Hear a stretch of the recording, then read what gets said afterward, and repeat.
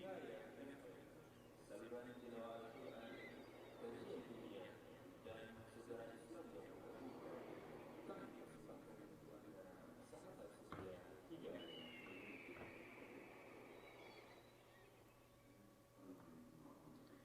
Bismillahirrahmanirrahim. Assalamualaikum warahmatullahi wabarakatuh. Alhamdulillahirabbil alamin wassalatu wassalamu ala asrofil anbiya'i wal mursalin wa ala alihi wa ashabihi rasulillahi ajma'in. Rabbi israh li sadri wa yassir li amri wa hlul 'uqdatam min lisani yafqahu qawli wa zidni 'ilman wa rzuqni fahman.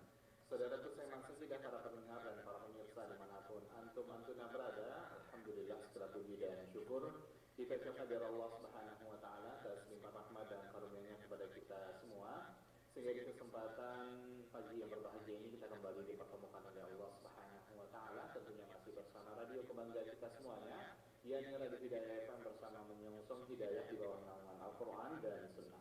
Salawat dan salam tak lupa pula kita ucapkan buat Nabi kita tercinta, Rasul kita yang mulia Muhammad bin Abdullah. Salawat dan salam alaikum juga buat keluarganya, sahabat-sahabatnya, dan juga buat orang-orang yang mengikuti beliau hingga hari kiamat nantinya.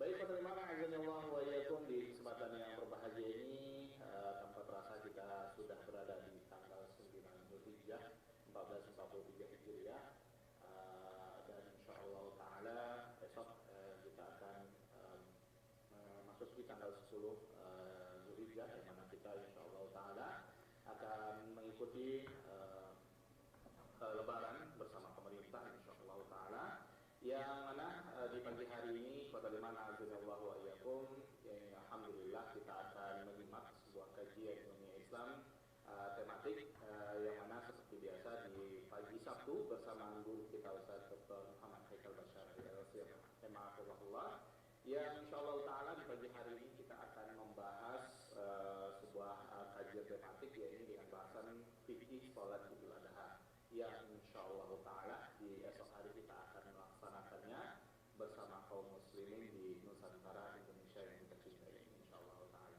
Dan pada dimana azanillahu wa iyyakum dimanapun antum berada, alhamdulillah dengan izin Allah Subhanahu wa ta'ala kita telah terhubung bersama Ustaz di kesempatan yang berbahagia ini.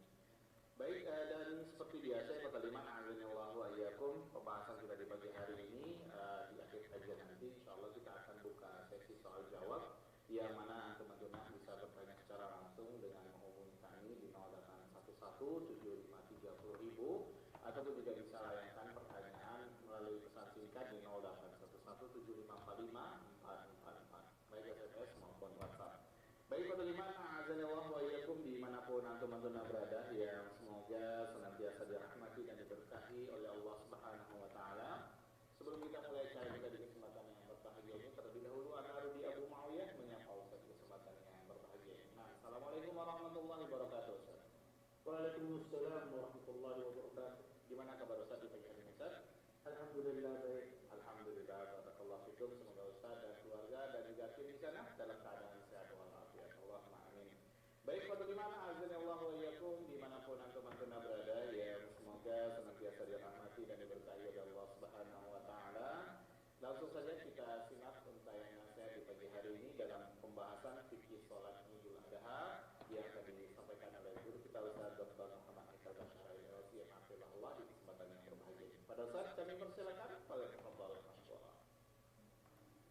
Alhamdulillah, nahmaduhu wa nasta'inuhu wa nastaghfiruh wa na'udzu billahi min shururi anfusina wa min sayyiati a'malina.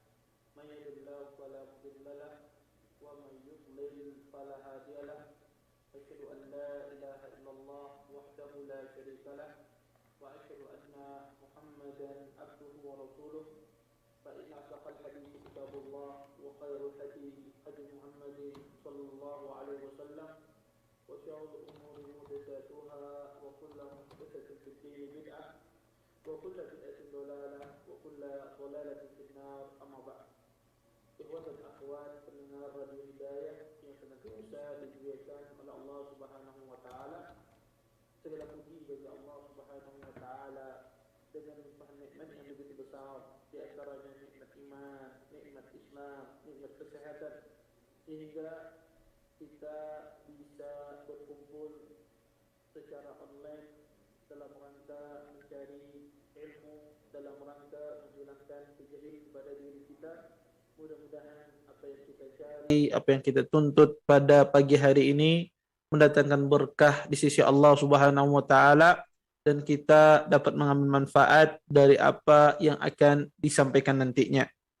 Ikhwan dan akhwat pendengar Radio Hidayah yang senantiasa diberkahi oleh Allah Subhanahu wa taala, kajian kita pada pagi hari ini kita akan membahas tentang fikih salat Idul Adha.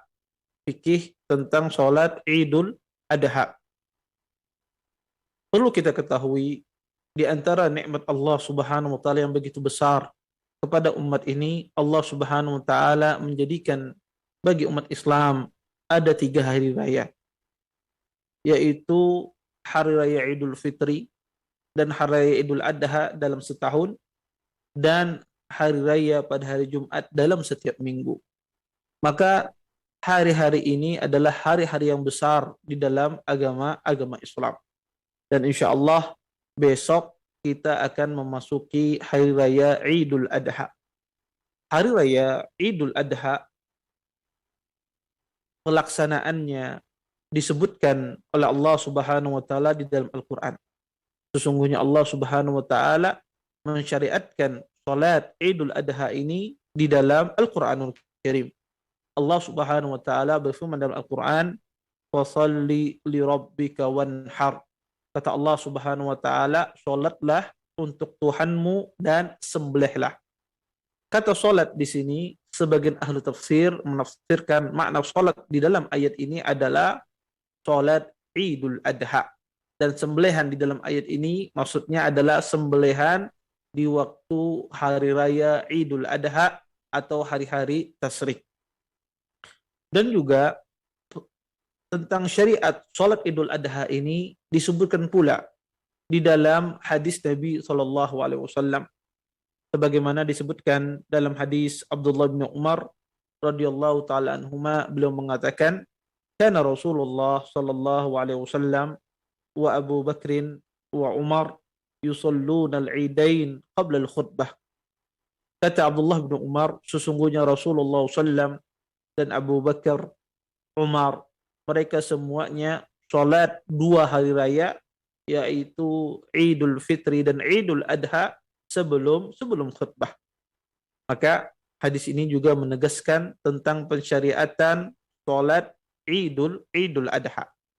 Dan dinukul ijma' oleh para ulama bahwasanya tentang disyariatkannya sholat Idul Adha ini. Kalau kita memahami hal ini, apa hukum sholat Idul Adha ini? Apa hukum sholat Id secara umum? Terjadi khilaf di kalangan para ulama tentang masalah hukum sholat Id ini. Setidaknya ada 3 pendapat di dalam masalah ini. Pendapat yang pertama mengatakan bahwa sholat Id ini hukumnya wajib. Ya. Pendapat pertama mengatakan bahwa sholat Id ini hukumnya wajib. Artinya, kalau ada orang tidak sholat Id dan tidak memiliki uzur, kemudian dia tidak sholat Id, maka dia berdosa. Apa dalil para ulama yang berpendapat bahwasanya sholat Id ini hukumnya wajib? Mereka berdalil setidak-tidaknya 3 dalil. Dalil yang pertama yang digunakan oleh para ulama adalah ayat suci Al-Quran yang kita bacakan tadi. Bahwasanya Allah Subhanahu wa taala berfirman dalam Al-Quran, "Fashalli li rabbika wanhar." Kata Allah, sholatlah untuk Tuhanmu dan sembelihlah. Kata sholatlah ini adalah bentuknya amr, perintah. Maka setiap perintah yang tertera di Al-Quran ataukah di sunnah pada asalnya hukumnya wajib. Setiap perintah yang disebutkan di dalam Al-Quran ataukah di dalam sunnah, di dalam hadis Nabi SAW, maka pada asalnya menunjukkan kewajiban perkara tersebut. Artinya harus dilakukan. Karena di dalam ayat ini perintah, maka kata para ulama berarti sholat itu hukumnya wajib. Yaitu sholat Idul Adha dan Idul Fitri. Kemudian dalil yang kedua digunakan oleh para ulama tentang wajibnya sholat Id ini, mereka berdalil dengan hadis Nabi SAW Hadis Ummi Atiyah. Kata Ummi Atiyah, amara Nabi sallam an nakhruj fil idain al-awatik wa dhawat al-khudur wa umur rufiyat ayatazilna musalla al-muslimin. Muttafaqun alaih. Kata Ummi Atiyah, kami diperintahkan oleh Nabi sallam untuk keluar pada hari Id, baik itu perempuan yang remaja, perempuan yang masih muda belia, yang belum menikah, untuk keluar ke musalla salat Id. Dan juga diperintahkan wanita-wanita haid untuk keluar dari rumahnya menyaksikan sholat id, dan mereka memisahkan tidak sholat bersama kaum muslimin karena mereka sedang haid. Hadis Ummi Atiyah ini mengisyaratkan kepada kita bahwasanya Nabi SAW mengatakan amarona, kata Ummi Atiyah, Nabi SAW memerintahkan kami. Maka perintah pada asalnya menunjukkan sebuah kewajiban. Ya. Bahkan sampai-sampai wanita haid disuruh keluar, ya. Ini menunjukkan kata para ulama tentang kewajiban sholat id. Kemudian dalil yang ketiga digunakan oleh para ulama adalah bahwasanya Nabi SAW tidak pernah beliau meninggalkan sholat id, ya, terus menerus dikerjakan oleh Rasulullah SAW. Maka setiap perbuatan yang tidak pernah ditinggalkan oleh Nabi, maka ini menunjukkan sebuah kewajiban terhadap perbuatan tersebut. Ini 3 dalil di antara dalil-dalil yang digunakan oleh para ulama tentang wajibnya sholat Idul Adha. Pendapat yang kedua adalah mengatakan bahwasanya sholat Idul Adha ini atau sholat Id secara umum hukumnya sunnah. Hukumnya sunnah. Apa dalilnya? Dalilnya adalah, ya, sebuah hadis, ya, dari ada seorang Arabi, ya, seorang Arab Badui datang kepada Nabi SAW bertanya tentang Islam. Kemudian disebutkan oleh Nabi, Islam itu khamsu salawat katabahunallah ala ibadihi. Bahwasanya di dalam Islam itu ada salat 5 waktu yang Allah wajibkan atas hambanya. Kemudian Arab Badui ini pun bertanya kepada Nabi SAW, hal alayya ghairuha? Apakah ada lagi kewajiban sholat selain 5 waktu ini? Kata Nabi SAW, la illa an tatawwa. Kata Nabi SAW, tidak ada kecuali sholat tatawwu, kecuali sholat sunnah, kecuali sholat sunnah. Maka hadis ini sangat jelas sekali ketika ada Arab Badui bertanya kepada Nabi, ada enggak kewajiban sholat selain 5 waktu ini? Kata Nabi, tidak ada. Sisanya adalah sholat tatawwu, sholat yang hukumnya sunnah. Dan ini pendapat yang diyakini oleh Imam Syafi'i atau mazhab Syafi'iyah dan yang lain. Pendapat yang ketiga di dalam masalah ini adalah bahwasanya sholat id itu hukumnya fardu kifayah. Artinya, kalau seandainya ada sebagian orang mengerjakan, maka sebagian lain kalau tidak mengerjakan tidak berdosa. Dan ini pendapatnya Imam Ahmad bin Hanbal rahimahullahu ta'ala. Maka pendapat ini juga berdalil dengan 2 dalil, dengan dalil-dalil dari pendapat pertama dan pendapat kedua. Wallahu ta'ala alam, yang rajih di antara 2 pendapat ini adalah pendapat yang kedua, yang mengatakan bahwasanya sholat id itu hukumnya adalah hukumnya sunnah, ya. Dan masing-masing ini pendapat yang memiliki khilaf yang sangat kuat. Tapi kalau ditanya kepada saya pribadi, wallahu ta'ala alam, maka pendapat yang kedua insya Allah pendapat yang paling rajih, bahwasanya sholat id itu hukumnya sunnah yang sangat ditekankan, maka tidak pantas untuk ditinggalkan, karena ini adalah syiar, lambang kaum muslimin, ya, simbol bagi kaum muslimin. Maka tidak layak, ya, ada orang memiliki kemampuan untuk sholat id kemudian dia meninggalkan, tidak mau sholat id. Kemudian kalau kita paham tentang hukum sholat id, apa syarat sholat id itu sendiri? Apa syaratnya sholat id itu sendiri, khususnya sholat Idul Adha yang akan kita bahas? Para ulama menjelaskan, ya, di antara syarat sholat tersebut pertama adalah masuknya waktu. Ini syarat yang disepakati. Masuknya waktu sholat id tersebut. Maka sholat Idul Adha tidak boleh dilaksanakan kalau waktunya belum masuk. Kapan masuk waktu sholat Idul Adha? Kapan mulai dilaksanakan sholat id? Maka mulai dilaksanakan adalah ketika berlalu waktu terlarang di waktu terbit matahari. Maka di waktu terbit matahari, di pagi hari, sudah berlalu waktu terlarang, maka disitulah mulai masuk waktu sholat id. Atau bahasa ringkasnya, bahasa mudahnya adalah yaitu permulaan waktu syuruk, sholat syuruk. Ya. Kapan kita boleh melaksanakan sholat waktu syuruk, maka itulah mulai masuknya waktu sholat Idul Adha dan Idul Fitri. Maka setelah berlalu waktu terlarang, disitulah ya waktu mulai seseorang boleh mengerjakan waktu sholat Idul Adha dan Idul Fitri. Kemudian, kapan berakhir sholat ini? Berakhir, waktu sholat ini berakhir kalau seandainya tergelincir matahari. Jika sudah tergelincir matahari, yaitu masuk waktu sholat zuhur, maka habislah waktu sholat Idul Adha. Maka kalau ada orang sholatnya setelah sholat zuhur, maka habislah waktu tersebut. Karena waktunya dari berlalunya waktu terlarang di pagi hari sampai sebelum tergelincir matahari, yaitu masuknya waktu sholat zuhur. Kemudian, syarat yang kedua yang disebutkan oleh para ulama tentang sholat Idul Fitri ini, bahwasanya sholat Idul Fitri ini harus dilaksanakan secara berjamaah. Ya. Syarat ini terjadi khilaf di kalangan para ulama. Ya. Sebagian ulama mengatakan bahwasanya sholat Idul Fitri ini harus dilaksanakan, Idul Adha ini dan Idul Fitri juga harus dilaksanakan secara berjamaah. Ya. Kenapa? Karena sholat Id ini, sholat hari raya ini memiliki khutbah, dan khutbah ya, maka dia seperti sholat Jumat. Sebagaimana sholat Jumat tidak sah sholatnya kalau tidak berjamaah, seperti itu pula sholat Id, yaitu sholat Idul Adha dan Idul Fitri. Maka tidak sah sholatnya kalau tidak berjamaah. Ya. Sehingga para ulama, sebagian ulama mengatakan kalau ada orang sholat sendiri di rumahnya tanpa berjamaah, maka tidak dianggap sholat Idnya. Ya. Dan ini pendapat jumhur ulama. Ya.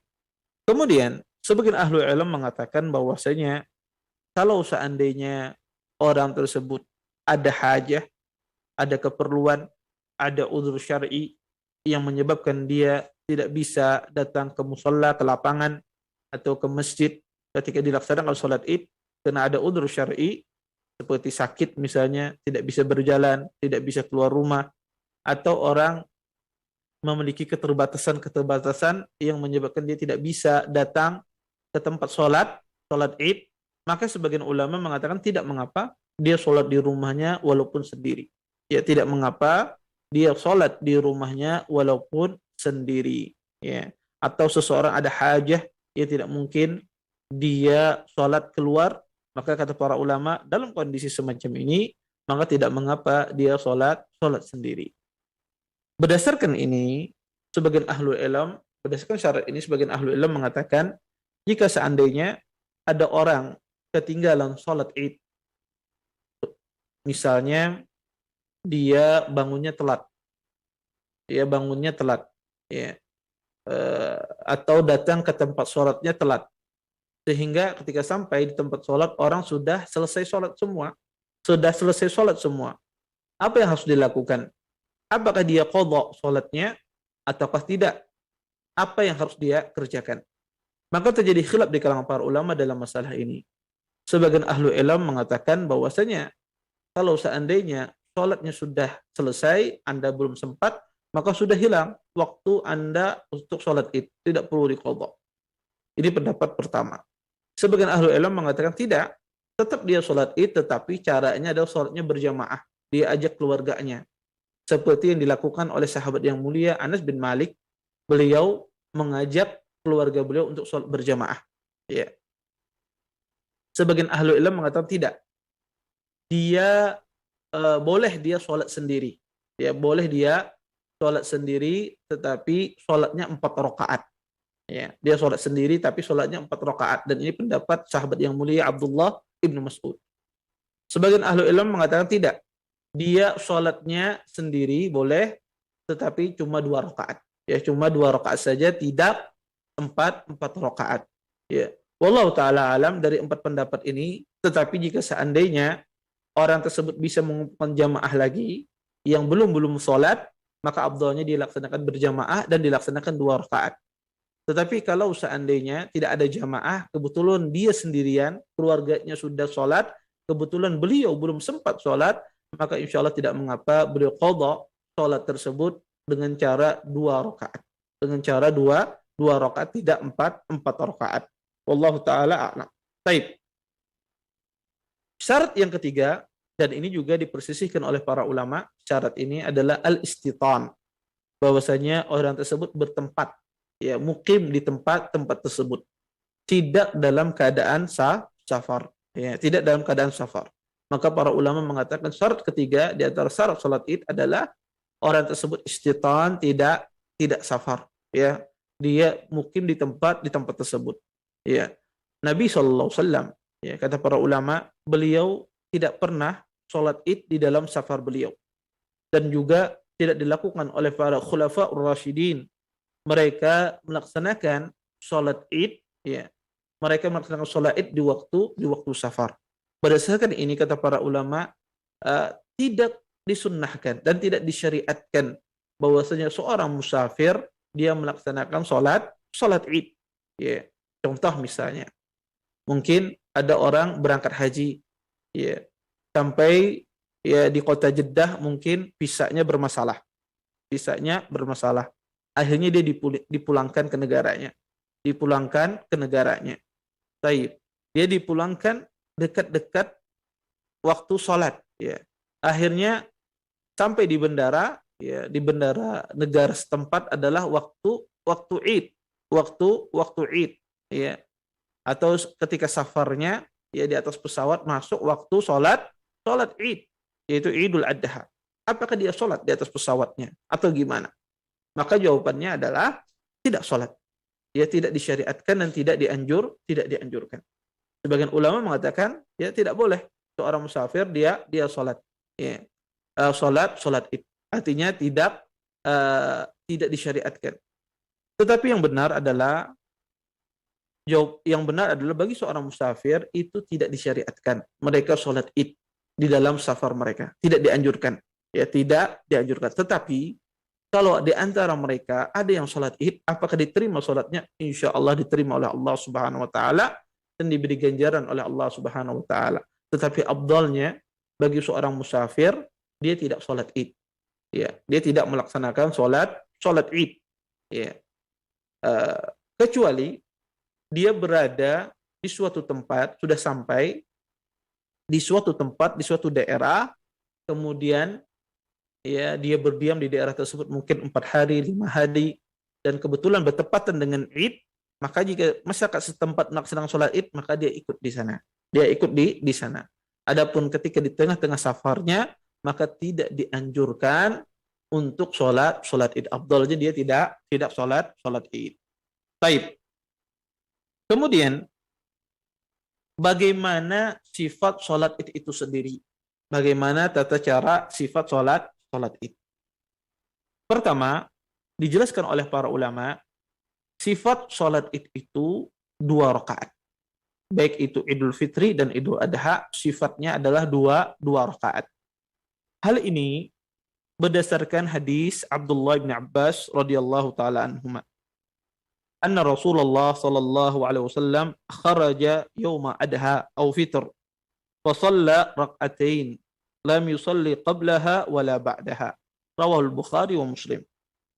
Dari Ibnu Abbas radhiyallahu taala anhuma, sesungguhnya Rasulullah sallallahu alaihi wasallam beliau keluar, ya, pada hari Idul Adha dan hari Idul Fitri, beliau salat 2 rakaat dan beliau tidak sholat sebelumnya dan tidak sholat setelahnya.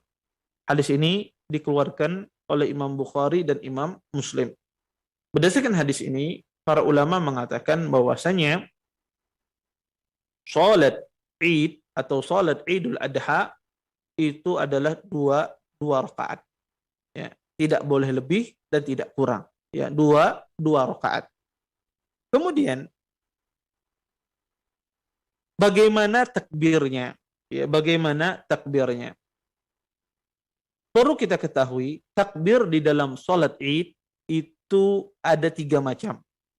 Ya, takbir di dalam sholat Id itu ada 3 macam.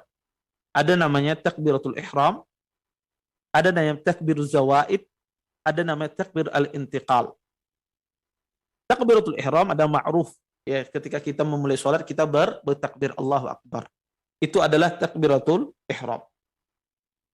Adapun takbiratul intiqal itu juga ma'ruf, yaitu ketika kita bangun ya dari rakaat pertama ke rakaat kedua, ya maka itu disebut takbir intiqal atau takbir berpindah dari satu rukun ke rukun yang lain. Itu disebut takbir intiqal. Ketika kita berpindah dari satu rukun ke rukun yang lain, maka itu disebut takbir intiqal. Dari misalnya dari i'tidal ke sujud, kita bertakbir, maka takbir itu disebut takbir intiqal. Dari sujud ke duduk di antara 2 sujud, maka itu juga disebut dengan takbir intiqal. Atau dari rakaat pertama bangun bangkit ke rakaat kedua, maka itu juga disebut dengan takbir al-intiqal. Maka takbir intiqal itu adalah takbir yang diucapkan berpindah dari satu rukun ke rukun berikutnya. Adapun yang ketiga ada disebut dengan takbir zawaid. Takbir zawaid ini adalah takbir yang dilakukan setelah takbiratul ihram. Ya, setelah takbiratul ihram ya pada sholat Id. Ya. Nah, yang ingin kita bahas adalah takbir zawaid ini. Berapa takbirnya ketika sholat Id? Ya. Terjadi khilaf di kalangan para ulama dalam masalah ini.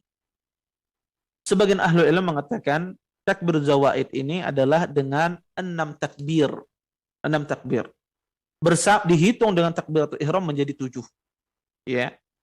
Dihitung dengan takbiratul ihram menjadi 7. Ataupun kalau takbiratul ihram tidak dimasukkan dia cuma 6. Kemudian takbiratul intiqal ya. Adapun takbiratul intiqal ya. Adapun takbir di rakaat kedua, di rakaat pertama tadi 6 bersamaan dengan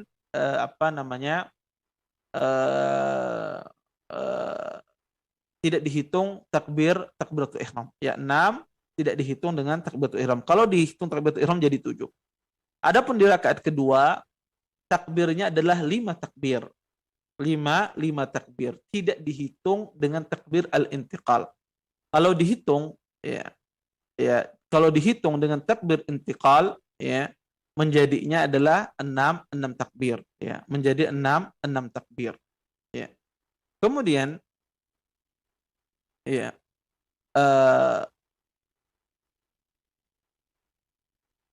para ulama menjelaskan ya pendapat ini ya berdasarkan ya sebuah hadis ya. Ya, nanti hadisnya kita sebutkan. Ini pendapat pertama. Pendapat yang kedua, mereka mengatakan bahwasanya ya takbirnya adalah 7 takbir. 7 takbir tidak dihitung takbiratul ihram. Ya, tidak dihitung takbiratul ihram di rakaat pertama. Jadi di rakaat pertama 7 takbir tidak dihitung dengan takbiratul ihram. Kalau dihitung dengan takbiratul ihram menjadi 8. Ya, kalau dihitung dengan takbiratul ihram menjadi 8. Kemudian di rakaat kedua 5 takbir tidak dihitung takbir al-intiqal. Di rakaat kedua 5 takbir tidak dihitung takbir al-intiqal. Ya, tidak dihitung dengan takbir al-intiqal.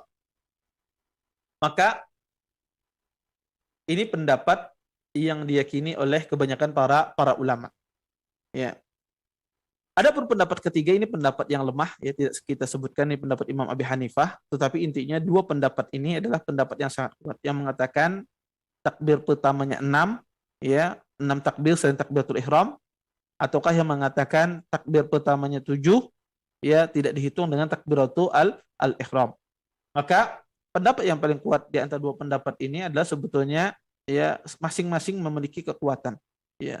Kenapa? Karena hadis yang digunakan adalah hadis yang sama, yaitu hadis yang mulia ya. Nabi SAW bersabda, kata Nabi SAW, anna Rasulullah SAW kabbara fil Eid isnati asyar takbirah sab'an fil ula wa khamsan fil ukhra.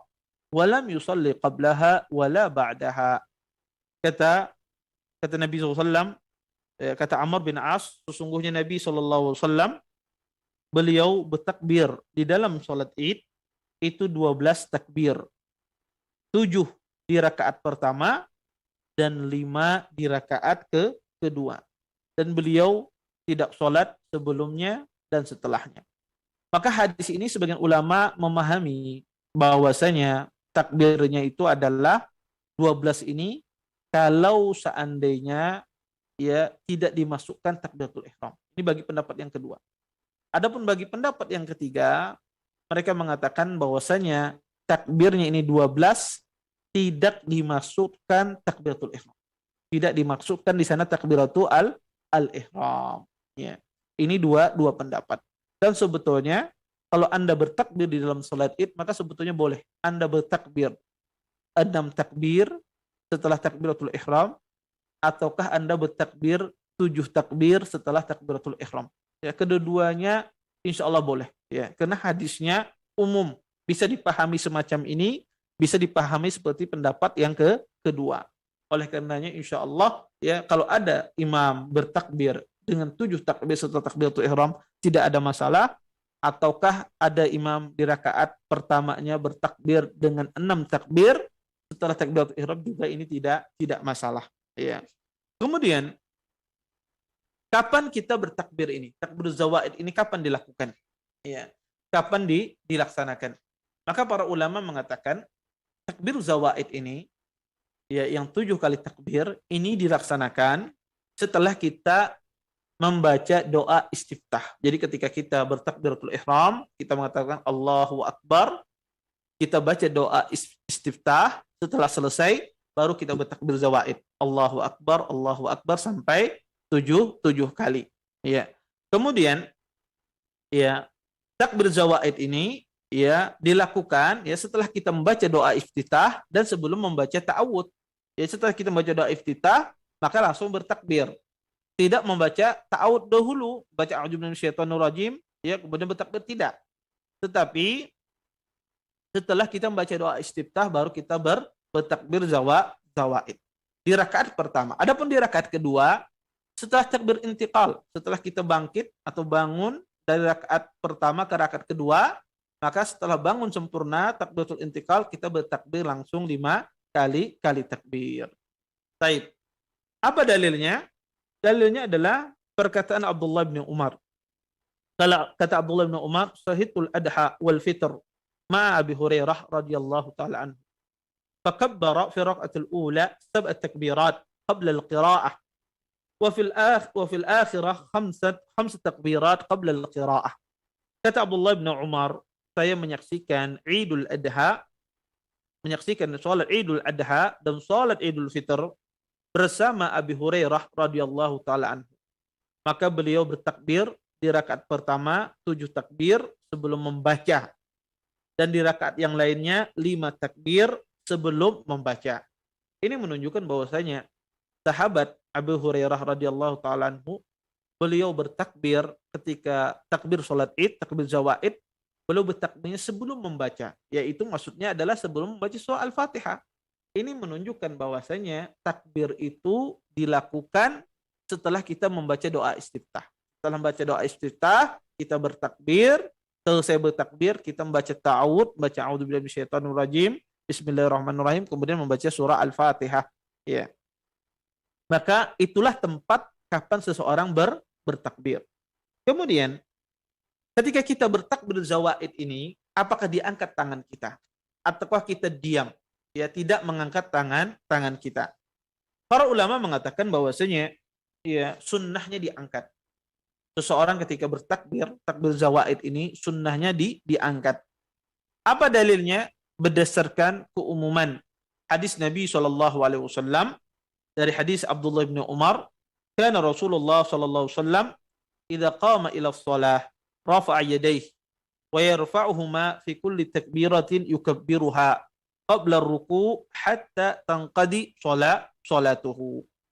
Kata Abdullah bin Umar, sesungguhnya Rasulullah SAW jika beliau berdiri untuk salat, maka beliau mengangkat kedua tangannya, ya, dan beliau mengangkatnya setiap kali takbir, ya, sebelum ruku, ya, setiap kali takbir sebelum ruku, ya, beliau selalu mengangkat kedua tangan beliau. Maka takbir sebelum ruku itu yaitu takbiratul ihram, ya, dan juga ya takbir ketika mau ruku, dan juga takbir zawaid. Takbir zawaid ini letaknya sebelum ruku, ya, sebelum ruku. Berdasarkan keumuman ini, maka ketika kita nanti bertakbir 7 kali takbir, disunnahkan oleh sebagian ulama untuk kita mengangkat tangan kita. Hadis ini hadis yang hasan, dikeluarkan oleh Imam Abi Dawud dan Nasai. Kemudian ketika kita bertakbir, adakah doa di sela-sela takbir yang banyak tersebut? Adakah zikir yang dibaca di sela-sela takbir yang 7 takbir tersebut di rakaat pertama dan 5 takbir di rakaat kedua? Ada nggak doanya atau zikir yang kita disuruh untuk dibaca? Kalau kita melihat hadis Nabi SAW, maka tidak ada hadis yang sahih berbicara tentang zikir doa yang dibaca di sela-sela takbir tersebut. Tidak ada satu hadis sahih pun berbicara masalah ini. Kecuali ada beberapa riwayat disandarkan, dinisbatkan kepada sebagian sahabat Nabi SAW, dan kebanyakan riwayat tersebut terdapat masalah di dalam sanadnya. Oleh karena itu, yang rajih wallahu taala alam, tidak ada doa di antara sela-sela takbir tersebut. Seseorang bertakbir Allahu Akbar, kemudian langsung dia bertakbir lagi Allahu Akbar, ya, tanpa dia membaca di antara takbir-takbir tersebut doa atau zikir tertentu. Taib. Kemudian para ulama sepakat bahwasanya takbir zawaid ini, ya, takbir yang lebih ini, takbir zawaid ini hukumnya sunnah. Takbir zawaid ini hukumnya adalah sunnah. Artinya, kalau seandainya, ya, Anda kelupaan bertakbir 7 kali takbir, misalnya ada seorang imam sholat Idul Adha, kemudian dia bertakbiratul ihram, setelah takbiratul ihram dia langsung membaca surah Al-Fatihah. Kita tahu bahwasanya tidak boleh lagi seorang imam itu kembali bertakbir ketika dia sudah membaca Al-Fatihah. Misalnya ada imam sholat Id, kemudian dia bertakbir Allahu Akbar, kemudian dia membaca Alhamdulillahirabbil alamin misalnya, kemudian ada makmum yang negur di belakang subhanallah. Imamnya ingat, oh ternyata tadi belum bertakbir 7 takbir.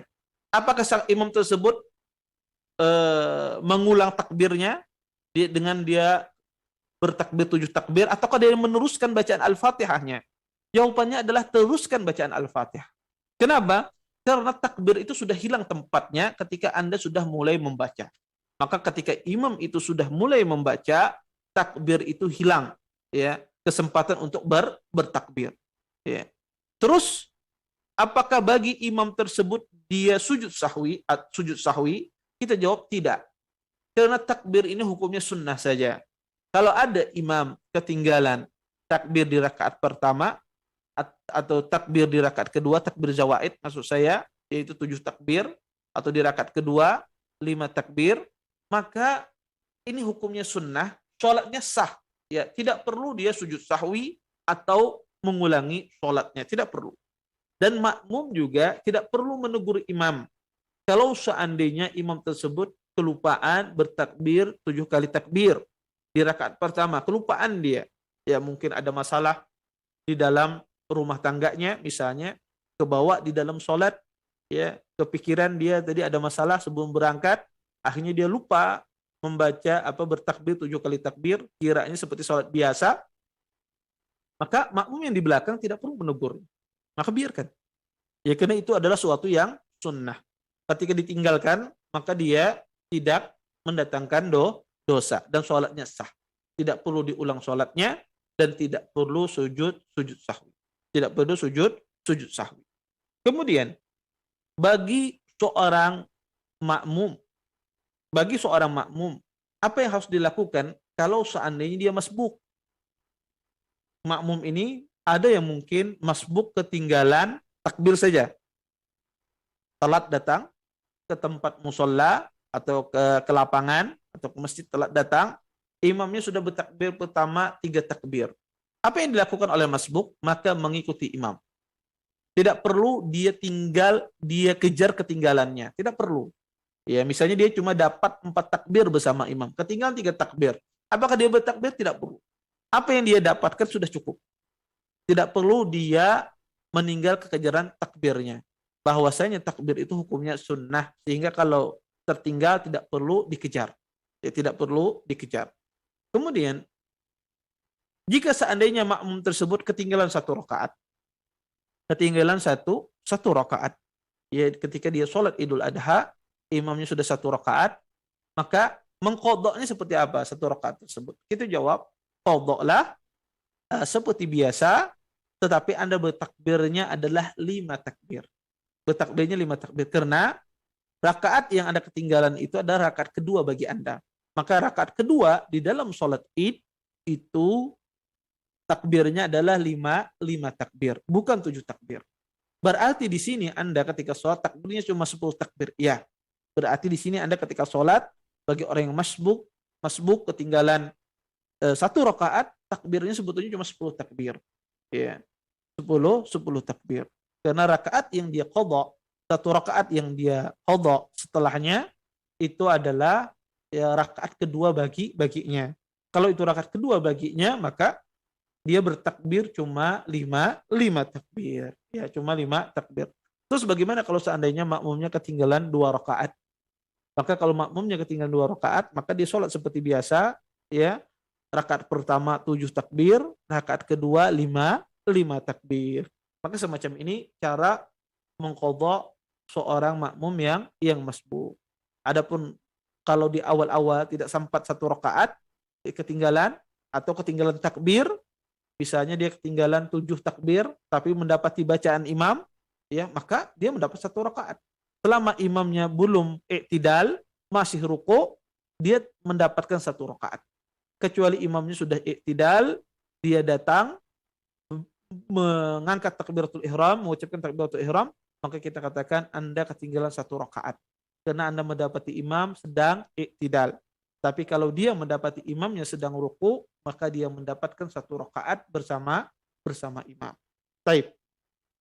Kemudian apa yang dibaca bagi seorang imam ketika di dalam sholat Idul Adha atau di dalam sholat Idul Fitri? Disebutkan oleh para ulama, disunnahkan bagi seorang imam dia membaca surah Sabbihisma Rabbikal A'la dan membaca surah Al-Ghashiyah. Hal ini didasari dengan hadis Nu'man ibn Bashir. Kata Nu'man, kana Nabiyyu sallallahu alaihi wasallam yaqra'u fil idain wa fil jum'ah bisabbihisma rabbikal a'la wa hal ataka haditsul ghashiyah. Kata Nu'man ibn Bashir, sesungguhnya Nabi sallallahu alaihi wasallam beliau membaca di dalam 2 salat di hari raya, yaitu beliau membaca dan juga di dalam salat Jumat Nabi SAW membaca Sabbihisma Rabbikal A'la dan membaca surah Al-Ghashiyah. Hadis ini dikeluarkan oleh Imam Muslim. Atau dia membaca surah Qaf dan membaca surah Al-Qamar. Ya, kalau tidak membaca Sabbihisma Rabbikal A'la dan membaca surah Al-Ghashiyah, dia membaca surah Qaf dan surah Al-Qamar. Hal ini berdasarkan hadis Abi Waqid Al-Laisi. An Abi Waqid Al-Laisi radhiyallahu taala anhu qala kana Rasulullah sallallahu alaihi wasallam yaqra'u fil fitri wal adha biqaf waqtarabatis sa'ah. Kata Abi Waqid Al-Laisi, sesungguhnya Rasulullah sallallahu alaihi wasallam beliau membaca di dalam salat Idul Fitri dan salat Idul Adha surah Qaf dan surah Al-Qamar, yaitu waqtarabatis sa'ah. Hadis ini hadis yang sahih, dikeluarkan oleh Imam Muslim. Kemudian bagi imam, dia jaharkan, dia keraskan bacaan Qur'annya, baik itu surah Al-Fatihah atau surah setelahnya, dikeraskan bacaannya. Hal ini berdasarkan hadis Nu'man yang kita bacakan tadi, bahwasanya sahabat mereka tahu Nabi membaca surah Sabbihisma Rabbikal A'la dan surah Al-Ghashiyah. Dari mana? Ketika mereka mendengar bacaan Nabi. Ini menunjukkan bahwasanya Nabi SAW beliau mengeraskan bacaan beliau ketika imam menjadi sholat Id. Kemudian setelah sholat Id disyariatkan bagi seorang imam tersebut untuk berkhutbah, berkhutbah. Dan hukum khutbah setelah sholat Id ini hukumnya adalah sunnah, ya, berdasarkan kesepakatan ulama madhab bahwasanya khutbah setelah sholat Id ini hukumnya sunnah. Artinya kalau ada orang pergi setelah khutbah, sah tidak sholatnya? Sah, karena mendengarkan khutbah itu hukumnya sunnah. Khutbah sholat Id. Iya. Kemudian kenapa dia sunnah? Apa dalilnya? Dalilnya adalah para ulama berdalil dengan hadis Jabir. Anna Nabiyya sallallahu alaihi wasallam qama yaum al-fitr fa shalla fa bada'a bis salati qabla al-khutbah. Rawal Bukhari wa Muslim. Dari Jabir, sesungguhnya Nabi sallallahu alaihi wasallam beliau melaksanakan salat di Idul Fitri, maka beliau salat, ya, kemudian beliau memulai salat sebelum khutbah. Kata para ulama, ketika khutbah itu diletakkan setelah sholat, itu menunjukkan ketidakwajibannya. Ya, karena diletakkan setelah sholat. Berbeda kalau seandainya khutbah itu diletakkan sebelum sholat. Itu menunjukkan kewajibannya. Tetapi ketika Nabi berkhutbahnya setelah sholat, ini menunjukkan bahwasanya khutbah itu tidak wajib. Oleh karenanya para ulama sepakat bahwasanya khutbah di dalam sholat Idul Fitri dan Idul Adha itu hukumnya tidak wajib. Artinya orang kalau seandainya setelah Id tidak berkhutbah, apakah sah sholatnya? Sah. Tetapi khutbah itu sunnah yang sangat ditekankan, yang dianjurkan oleh Nabi SAW karena beliau berkhutbah setelah sholat. Kemudian, apakah boleh berbicara ketika khutbah di waktu sholat Id? Maka boleh. Boleh seorang makmum itu berbicara ketika di sela-sela khutbah. Tetapi di antara adab seorang muslim, dia mendengarkan khutbah tersebut. Dan seperti itulah yang dilakukan oleh sahabat di hadapan Nabi SAW, mendengarkan khutbahnya Rasulullah SAW. Kemudian, khutbah di dalam sholat itu berapa kali? 2 kalikah ataukah 1 kali? Terjadi khilaf di kalangan para ulama dalam masalah ini. Hampir ya, semua ulama mazhab sepakat bahwasanya khutbah sholat Id itu dua kali.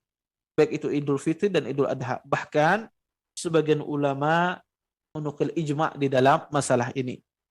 Apa dalil para ulama mengatakan khutbah itu 2 kali? Khutbah sholat Id itu ada 2 kali seperti khutbah Jumat. Mereka berdalil dengan hadis-hadis. Tetapi hadis yang menjelaskan khutbah Id itu 2 kali, semua hadisnya adalah hadis yang lemah. Semua hadisnya adalah hadis yang lemah. Kemudian mereka juga berdalil dengan qiyas. Ya, para ulama ini mengkiaskan khutbah Id itu kenapa 2 kali dengan khutbah Jumat. Sebagaimana khutbah Jumat itu 2 kali, seperti itu pula khutbah di waktu sholat Id juga dua kali. Maka berdasarkan kias ini, sebagian ulama atau kebanyakan para ulama, bahkan kesepakatan para ulama madhab yang 4, bahwasanya khutbah di dalam sholat Id itu dua kali. Sebagian ahlul ilm melihat bahwasanya khutbah di dalam sholat Id itu cukup 1 kali, tidak 2 kali. Ya, sebagian ulama melihat bahwasanya khutbah di dalam sholat Id itu cukup 1 kali, tidak 2 kali. Apa dalilnya? Dalil mereka adalah tidak ada hadis yang sahih yang menjelaskan khutbah itu dua kali. Ini yang pertama. Kemudian yang kedua, kata mereka bahwasanya asalnya khutbah itu 1 kali. Asalnya namanya khutbah itu 1 kali, tidak ada 2 kali. Kita mengatakan 2 kali kalau ada nas. Sedangkan nasnya tidak ada. Semua hadisnya adalah lemah. Oleh karena itu para ulama mengatakan, sebagian ulama mengatakan khutbah itu cukup satu kali khutbah sholat Id. Baik itu sholat Idul Fitri ataukah sholat Idul Adha. Kalau kita pilih di antara 2 pendapat ini, wallahu ta'ala alam, dari sisi pendalilan, pendapat yang kedua lebih kuat. Bahwasanya khutbah sholat Id itu cukup satu kali. Tetapi, kalau kita berada di suatu tempat misalnya, yang mana di tempat tersebut, di tempat kita sholat Id tersebut, masyarakatnya terbiasa dengan khutbah 2 kali di tempat yang kita sholat itu tersebut, maka hendaknya kita berkhutbah 2 kali agar tidak menimbulkan fitnah. Tetapi kalau seandainya di masyarakat tersebut biasa mau berkhutbah 2 kali khatibnya atau 1 kali itu biasa bagi mereka, maka kita hendaknya berkhutbah cukup 1 kali saja. Karena itu asalnya. Ya, karena itu asalnya khutbah itu adalah satu kali. Maka di sini seorang dai, seorang imam, seorang khatib melihat kondisi masyarakatnya, kondisi makmumnya. Apakah terbiasa bagi mereka khutbahnya 2 kali, maka kita berkhutbah 2 kali. Ataukah bagi mereka sama saja khutbahnya 2 kali atau 1 kali, tidak ada masalah, maka kita berkhutbah satu kali. Maka ini yang berkaitan tentang masalah khutbah sholat id. Kemudian ada beberapa sunnah yang dianjurkan ya sebelum kita melaksanakan sholat idul adha. Di antara sunnah yang dianjurkan sebelum kita melaksanakan sholat idul adha, saya akan sebutkan secara singkat saja karena waktu hampir habis, adalah pertama ya dia mandi. Mandi. Disunnahkan ya seseorang ketika melaksanakan sholat idul adha dan juga idul fitri untuk mandi. Apa dalilnya? Adalah hadis Abdullah bin Umar. Ya, kata Nafi, "Ana Abdullah bin Umar kana yaghtasil yawm al-fitr qabla an yaghdu ila al-musalla." Kata Nafi, sesungguhnya Abdullah bin Umar beliau mandi Id, mandi hari raya sebelum pergi ke tempat sholat. Ya. Maka sahabat ya mereka mandi. Ini menunjukkan bahwasanya kita juga disyariatkan mandi. Ya. Karena ini perbuatan para sahabat Nabi SAW. Oleh karena disunahkan seseorang sebelum pergi sholat Id untuk hendaknya dia mandi. Kemudian disunahkan pula ketika kita pergi sholat Id, maka kita mengambil pakaian yang terbaik. Mengambil pakaian yang terbaik yang kita miliki. Kalau kita memiliki pakaian baru, maka tentu itu lebih bagus. Ya. Apa dalilnya? Kita disuruh memakai pakaian yang terbaik adalah peristiwa Umar bin Khattab radhiyallahu taala. Pada suatu hari Umar bin Khattab membeli sutra di pasar. Dibeli oleh Umar bin Khattab sutra itu di pasar. Kemudian sutra itu dikasihkan Umar kepada Nabi. Sambari mengatakan, "Ya Rasulullah, ibta'i hadhihi fatajammal biha al-'abdi wal wufud." Kata Umar bin Khattab, "Wahai Rasulullah, ya, jual ini." Beliau mengasihkan sutra kepada Nabi, "Wahai Rasulullah, jual sutra ini dan hendaknya engkau memakai pakaian yang indah ya nanti ketika di hari raya." Ya. Kemudian kata Nabi SAW, "Innahu man yalbas hada man la khalaqa lahu fil akhirah." Kata Nabi SAW, barang siapa yang memakai sutra ini, dia tidak mendapatkan kebahagiaan di akhirat kelak. Syahidnya dari hadis ini, peristiwa ini bahwasanya Umar bin Khattab mengasih Nabi sutra untuk beliau agar bisa berhias, bisa memakai pakaian yang terbaik di waktu hari raya.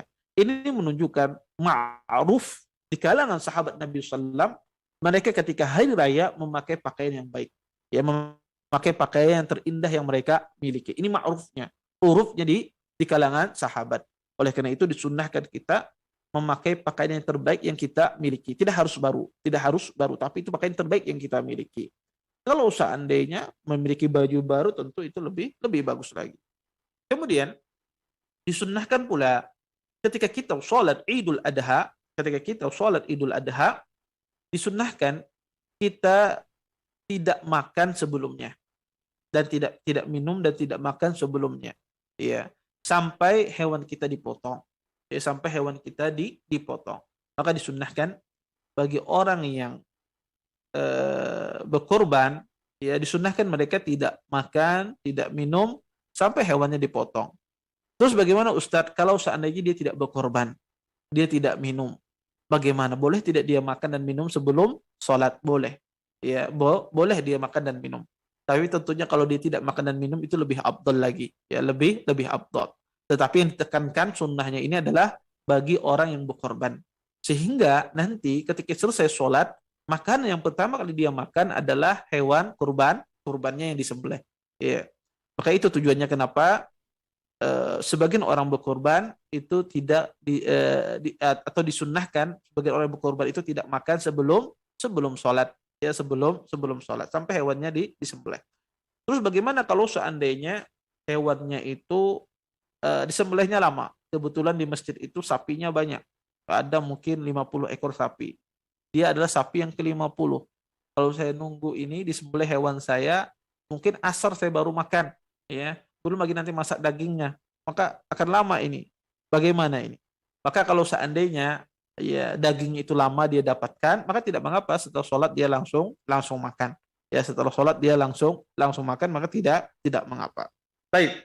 Kemudian disunnahkan pula bagi orang ya untuk sholat id itu sholatnya di lapangan, ya, sholatnya di lapangan terbuka, ya, tidak di masjid. Afdalnya demikian. Tapi kalau tidak ada tempat kecuali di masjid, ya tidak ada masalah. Tapi afdalnya adalah sholatnya di tempat terbuka. Sebagaimana hadis Abi Sa'id Al-Khudri radhiyallahu taala anhu, beliau mengatakan, kana Nabiyyu sallallahu alaihi wasallam yakhruju yaumal fitri wal adha ila al-musalla. Fa awwalu syai'in yabda'u bihi as-shalah. Ya. Dari Abi Sa'id Al-Khudri radhiyallahu taala anhu, beliau mengatakan bahwasanya ya Nabi Shallallahu alaihi wasallam ketika beliau keluar ya pada hari Idul Fitri dan hari Idul Adha, ya, maka beliau keluar pergi ke musalla. Musalla itu adalah lapangan, bukan musalla makna kita dari bahasa Indonesia, tidak, tapi musalla di sini adalah lapangan. Maka pertama kali yang beliau mulai adalah sholat. Pertama yang kali beliau lakukan adalah sholat. Kemudian sunnah yang berikutnya yang dilakukan adalah disunnahkan seseorang tersebut ya dia mengambil jalan berbeda ketika pulang. Ya, ketika pergi jalan ini, ketika pulang mengambil jalan yang berbeda. Tujuannya apa? Agar untuk mensyiarkan syiar ini, agar terdengar syiar ini di semua penjuru. Makanya sebagaimana disebutkan dalam sebuah hadis, kana Nabi sallallahu alaihi wasallam idza kana yaumul id khalafa at-tariq, rawahul Bukhari. Sesungguhnya Nabi SAW jika hari Id, beliau ketika jalan menyelisihi jalan dari jalan pergi. Ketika pulang belum menyelisih jalan dari jalan pergi. Kemudian disunnahkan pula ya bagi seorang makmum ya untuk bersegera datang ke tempat sholat. Ya, disunnahkan bersegera. Kalau bisa setelah subuh dia langsung datang. Ya, kenapa? Tujuannya ya pertama, semakin dia segera semakin dia mendekati imam. Ya, kemudian dia sholat nanti di saf awal. Kemudian dia banyak berzikir ketika dia datang di waktu awal-awal. Maka disunnahkan datang bersegera ke tempat sholat, ya, bukan pada waktu yang mepet-mepet, ya, tapi bersegera datang. Sedangkan imam disunnahkan diakhirkan. Imam disunnahkan diakhirkan, datangnya setelah mau didirikan sholat. Ya, pas mau didirikan sholat, maka imam itu datang. Hal ini berdasarkan hadis Abi Sa'id yang kita bacakan tadi, kata Abi Sa'id, Nabi SAW keluar sholat Idul Fitri dan Idul Adha, pertama kali yang beliau lakukan adalah sholat. Ini menunjukkan bahwasanya Nabi ketika sampai di tempat langsung sholat. Maka dari sini para ulama berpendapat bahwasanya imam itu sunnahnya datangnya terakhir. Ketika pas masuk waktunya datang imam tersebut. Kemudian juga disunnahkan ketika sholat adalah sebelum sholat id adalah kita bertakbir di jalan. Ya, ketika kita mendatangi tempat-tempat sholat id, maka kita disunahkan bertakbir di jalan tersebut. Ya, bertakbir di jalan ketika kita menuju tempat sholat. Ya, kenapa? Ya, sebagaimana disebutkan di dalam ayat wa tukabbirullaha ala ma hadakum wa la'allakum tashkurun. Agar kalian bertakbir terhadap apa yang Allah berikan hidayah kepada kalian, semoga kalian bersyukur kepada Allah Subhanahu wa taala. Oleh karenanya disunnahkan bagi jamaah atau makmum ataukah imam ketika dia mendatangi tempat sholat hendaknya dia bertakbir, ya, hendaknya dia bertakbir. Kemudian ya para ulama mengatakan bahwasanya tentu di dalam sholat id kata para ulama tidak ada azan dan tidak ada iqamah, ya. Maka di dalam sholat id tidak ada azan dan tidak ada iqamah. Dan juga di dalam hari raya ada beberapa hal yang diperbolehkan. Ya, ada ketentuan-ketentuan yang diperbolehkan oleh Nabi SAW di dalam hari raya. Yang pertama, di dalam hari raya itu ya diperbolehkan ya seseorang untuk bernasyid, memainkan nasyid atau memainkan alat dub, memainkan rebana, ya, diperbolehkan ketika hari raya, dan ini khusus bagi wanita, khusus bagi bagi wanita. Tidak diperbolehkan bagi pria, tapi diperbolehkan bagi wanita. Maka silahkan, kalau seandainya ada wanita, anak-anak kecil dari wanita, kemudian dia memukul dub, memukul Rabbana, kemudian dia bernasyid, selama nasyidnya tidak haram, berisi yang baik, tidak berisi sesuatu yang haram, maka diperbolehkan. Ya, diperbolehkan. Karena Aisyah radhiyallahu taala anha, beliau pernah ya bermain sama anak-anak kecil, bernasyid ya, dan menggunakan alat dub, ya Rabbana. Kemudian masuk Abu Bakar As-Siddiq, bapaknya Aisyah, dan marah. Ya, Abu Bakar, sesungguhnya ini adalah suring dari suringnya syaitan. Kemudian Nabi masuk, kata Nabi SAW, "Da'huma ya Abu Bakar." Tinggalkan mereka berdua, wahai Abu Bakar, sesungguhnya hari ini adalah hari raya. Maka bagi orang yang sedang salat Id ya, waktu hari raya, boleh mereka untuk memainkan dub Rabbana bagi wanita. Kemudian juga bagi orang yang haid ya, di dalam salat Id boleh dia datang, ya bahkan disuruh untuk datang ya ke tempat musalla Id, tetapi tidak salat. Dia datang ya ke tempat salat tetapi tidak salat, menyaksikan orang sedang salat Id. Wallahu taala a'lam. Mungkin ini saja yang dapat saya sampaikan, mudah-mudahan bermanfaat dari apa yang saya sampaikan. Saya kembalikan kepada pembawa acara di studio. Wallahu taala a'lam. Nah, demikian ikhwatul iman, a'azanillahu wa iyyakum, dimanapun antum berada, yang semoga senantiasa dirahmati dan diberkahi oleh Allah Subhanahu wa taala. Demikian telah kita simak bersama pemaparan materi yang telah disampaikan oleh Ustaz di kesempatan yang berbahagia ini. Mudah-mudahan apa yang telah kita simak bersama mendapat ibrah dan pelajaran dari apa yang telah disampaikan oleh Ustaz di kesempatan yang berbahagia ini. Baik, di sisa waktu yang ada, ikhwatul iman, a'azanillahu wa iyyakum, dimanapun antum berada, kita buka sesi soal jawab, yang mana antum bisa bertanya secara langsung di pagi hari ini di 08117530.000, ataupun juga bisa layangkan pertanyaan melalui pesan singkat di 0811754544, baik SMS maupun WhatsApp. Baik, kami berikan kesempatan pertama buat sahabat Hidayah yang ingin bertanya secara langsung di 08117530.000. Baik Ustaz, kita coba angkat penelpon perdana di kesempatan yang berbahagia ini. Naam, halo, assalamualaikum. Waalaikumsalam warahmatullahi wabarakatuh. Dari siapa, di mana Ibu? Dari Umurian di Jalan Uka. Naam, silakan dengan pertanyaannya Umurian.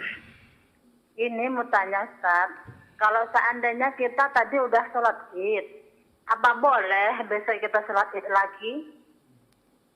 Ya. Kedua, setelah kita takbir zawaid, bagaimana posisi tangan kita, sedekat apa biarkan gitu aja? Baik. Itu aja Ustaz. Quran. Assalamualaikum warahmatullahi wabarakatuh. Waalaikumsalam warahmatullahi wabarakatuh. Naam Ustaz. Ya, jazakillah khairan atas pertanyaannya. Beliau menanyakan, kalau sudah sholat Id hari ini, apakah besok boleh sholat lagi? Pertama, seseorang beribadah kepada Allah Subhanahu wa taala sesuai dengan keyakinannya. Kalau seandainya dia meyakini yang rajih, misalnya hari Ahad berhari raya, maka tidak apa-apa dia sholat Id di hari Ahad tersebut. Tetapi kalau seandainya dia misalnya meyakini yang rajih hari Ahad hari raya, kemudian dia sholat Id juga hari Sabtu, hari Ahad juga sholat Id, maka ini menjadi sunnah Nabi SAW. Karena hari sholat Id itu cuma satu kali, tidak dilaksanakan berulang-ulang. Berulang-ulang. Maka seseorang beribadah kepada Allah Subhanahu wa taala sesuai dengan apa yang dia yakini.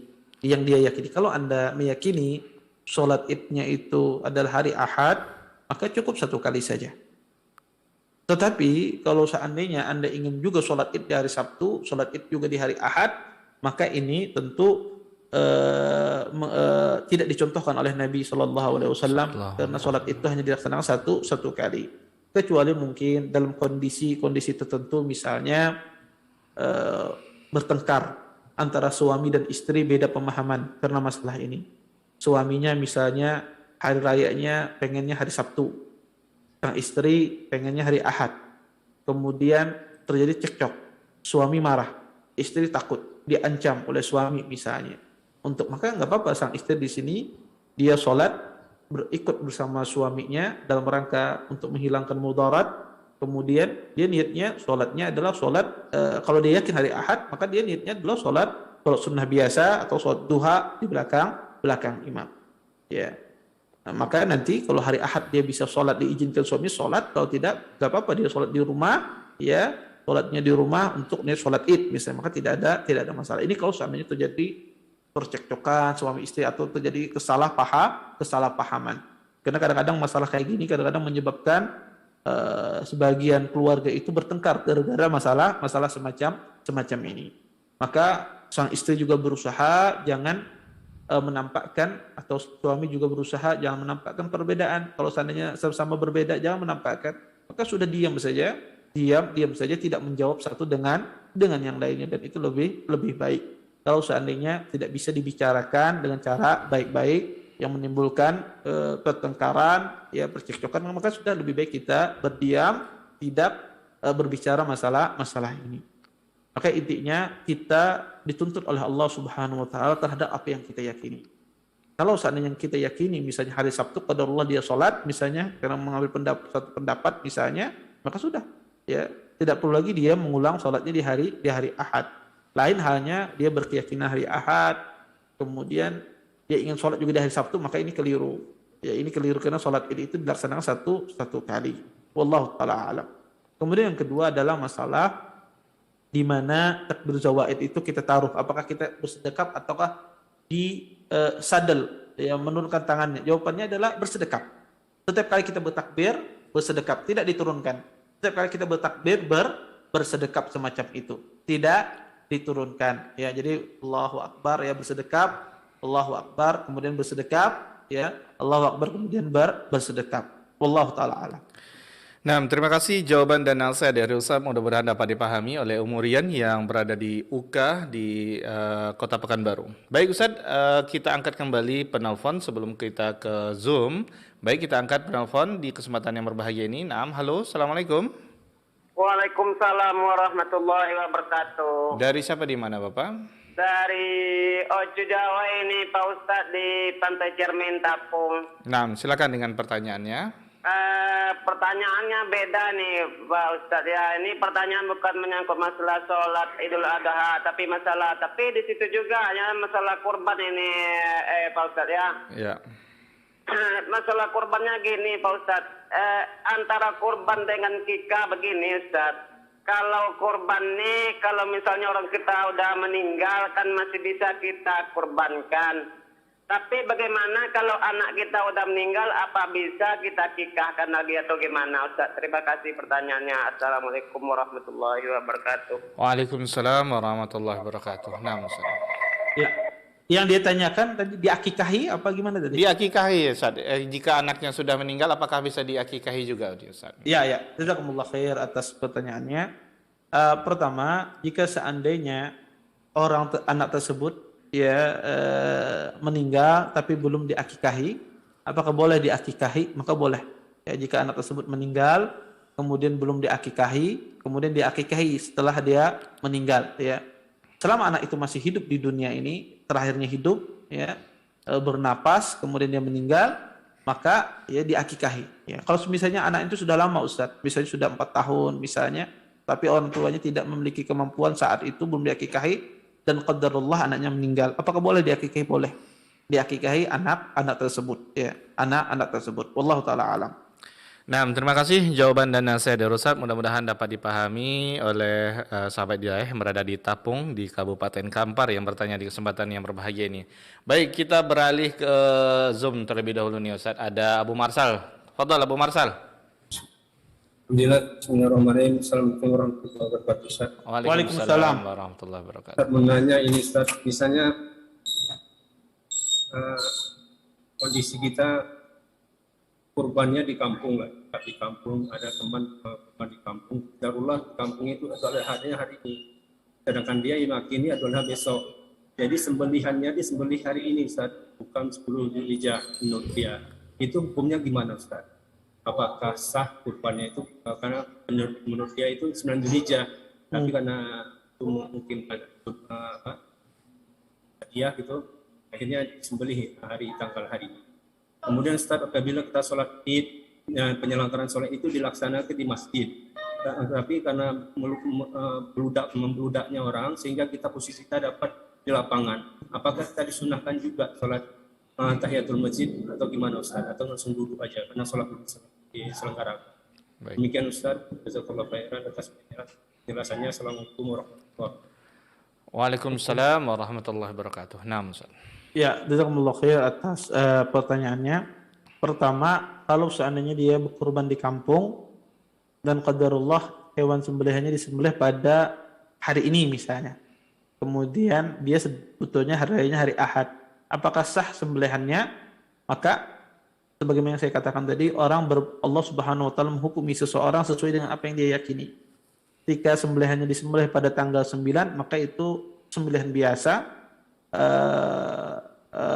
Dan insya Allah orang tersebut mendapatkan niat ketika dia berkurban, insya Allah dapatkan niat, tetapi hewannya tetap dihukumi hewan biasa karena dia meyakini sembelihan tersebut pada hari ke-10 Zulhijjah misalnya, yaitu hari Ahad ya, kebetulan hari Sabtu disembelih.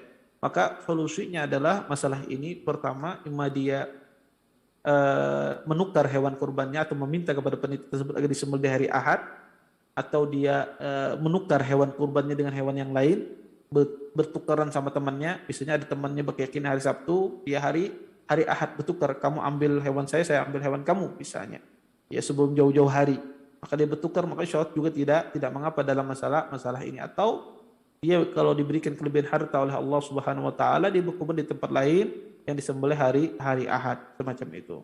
Kalaupun disembelih hari ini sedang dia yakini hari Ahad, maka itu dianggap sembelihan biasa. Allah taala alam. Pertanyaan kedua tadi saya lupa apa pertanyaannya. Abu Marsal, fadhal. Yang kedua tadi. Yang kedua Ustaz, penyelenggaraan sholat itu dilaksanakan panitia di masjid Ustaz, di masjid. Tapi ternyata masjidnya membeludak banyak orang sehingga posisi kita tuh di lapangan. Kita nggak dapat di dalam masjid. Apa kita disunahkan juga sholat tahiyatul masjid Ustaz? Baik. Iya. Jazakumullah khair atas pertanyaannya. Kalau seandainya dia masjidnya penuh, kemudian sampai melebar ke teras, ke halaman masjid misalnya, apakah ada sholat tahiyatul masjid? Iya, karena sesuatu itu mengikuti yang sebelumnya, ya. Secara istiqlal tidak, secara tersendiri tidak, tapi karena dia mengikuti, ya, sebelumnya yaitu teras dan seterusnya karena penuh, maka ada di situ sholat tahiyatul masjid, ya. Tetapi secara istiqlal tidak. Kalau saat ini tidak penuh, maka tidak boleh kita sholat tahiyatul masjid di sana. Tapi ketika dia penuh, maka dia mengikuti, ya, hukum yang di dalam, maka ada sholat tahiyatul masjid di tempat tersebut. Wallahu taala alam. Nah, terima kasih jawaban dan nasihat dari Ustaz. Mudah-mudahan Abu Marsal yang berada di Jambi memaklumi dan paham dengan jawaban dari Ustaz, insyaallah taala. Baik Ustaz, kita beralih ke penelpon kembali ini Ustaz. Kita angkat. Halo, assalamualaikum. Waalaikumsalam warahmatullahi wabarakatuh. Dari siapa, di mana Ibu? Dari Ibu Eli di Labu Baru, Pak Ustaz. Ibu Eli di Labu Baru, silakan dengan pertanyaannya Ibu Eli. Kalau kita sudah sholat Idul Adha, baik itu Idul Adha atau Idul Fitri, boleh sholat duha lagi Ustaz? Baik, itu saja Ibu. Itu saja, ya Ustaz. Assalamualaikum warahmatullahi wabarakatuh. Waalaikumsalam warahmatullahi wabarakatuh. Nah Ustaz. Ya, jazakumullah khair atas pertanyaannya. Sebagian ahlul ilm mengatakan bahwasanya tidak ada pertama ulama mengatakan sholat duha bukan pengganti sholat id, ya. Sebagian ahlul ilm mengatakan bahwasanya sholat duha bukan pengganti sholat id, ya. Maka dia ada sholat tersendiri, sholat id sholat tersendiri. Maka apakah boleh, ya, kita sholat duha? Apakah tidak boleh, ya. Maka para ulama di sini terjadi perselisihan di kalangan para ulama, ya, tentang masalah sholat duha ini, ya, tentang masalah sholat duha ini. Sebagian ahli ilmu mengatakan dimakruhkan dia sholat setelahnya, dia sholat sunnah setelah, termasuk di dalamnya adalah sholat duha berdasarkan keumuman hadis tadi, lam yusalli qablaha wala ba'daha. Nabi SAW tidak sholat sebelumnya dan tidak sholat setelahnya, sholat sunnah. Maka kata para ulama tidak melaksanakan sholat duha baik sebelum sholat id ataukah setelahnya. Sebagian ahlul ilm mengatakan bahwasanya boleh saja dia melaksanakan sholat, ya dia melaksanakan sholat setelahnya ataukah sebelumnya, sebelumnya. Yang dimaksudkan di sini adalah larangan di sini adalah sholat semacam sholat rawatib khusus setelah sholat id. Tetapi yang benar, yang rajih adalah pendapat yang pertama dimakruhkan sholat sebelum sholat id dan setelah sholat id. Sholat apapun dari sholat sunnah, termasuk ya sholat apapun ya dari semua sholat sunnah maka dimakruhkan, ya dimakruhkan. Tapi kalau seandainya ada orang sholat setelahnya maka insya Allah tidak mengapa, tetapi menyelisih yang afdal saja. Wallahu taala a'lam. Nah, terima kasih jawaban dan nasihat dari Ustaz. Mudah-mudahan dapat dipahami oleh Ibu Eli yang berada di Labuh Baru yang bertanya di kesempatan yang berbahagia ini. Baik Ustaz, kita beralih ke pesan singkat yang telah masuk di kesempatan yang berbahagia ini. Nah, datang dari hamba Allah di Pekanbaru nih Ustaz. Ini ada 2 pertanyaan. Ya, Assalamualaikum warahmatullahi wabarakatuh Ustaz.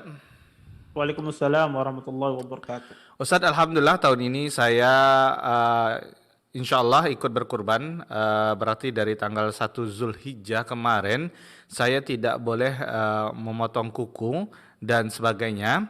Tapi kuku saya kalau sudah mulai panjang sering terkelupas-kelupas Ustadz. Jadi sering menyangkut-nyangkut di baju atau di kain. Jadi tadi karena tidak nyaman saya potong kuku saya yang sompel itu, yaitu kuku jempol tangan kanan. Apakah sah kurban saya besok Ustadz? Kemudian pertanyaan yang kedua, bagaimana hukumnya jika orang yang berkurban makan sebelum hewan kurbannya disembelih? Karena saya seorang ibu menyusui, tidak bisa menahan lapar sampai hewan saya disembelih dan dimasak Ustadz. Mohon nasihatnya Ustadz, jazakumullahu khairan. Naam Ustadz. Ya, jazakumullahu khair atas pertanyaannya. Jazakillah khairan atas pertanyaannya. Pertama, beliau memotong kuku beliau karena ada hajah, ya karena suka kalau panjang sudah terkelupas kukunya, suka nyangkut di baju dan mungkin menimbulkan sakit bagi beliau, akhirnya dipotong. Maka tidak mengapa kalau ada hajah, ada kebutuhan, ada keperluan, maka